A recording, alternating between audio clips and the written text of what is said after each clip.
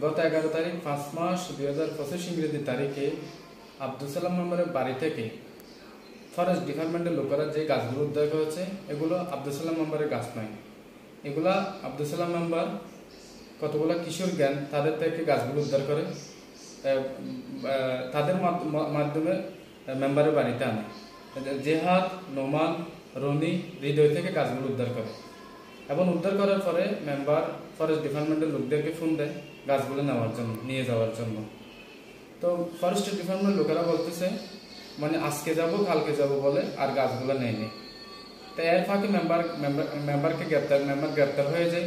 তো এখানে তো মেম্বার যদি গাছগুলা কাটতো তাহলে তো একটা দোষের কথা ছিল। মেম্বার যদি ফরেস্ট ডিপার্টমেন্টের লোকদেরকে না জানাতো তাহলে মেম্বারও দোষ ছিল। এখন তো মেম্বারের কোনো দোষ দেখতেছি না।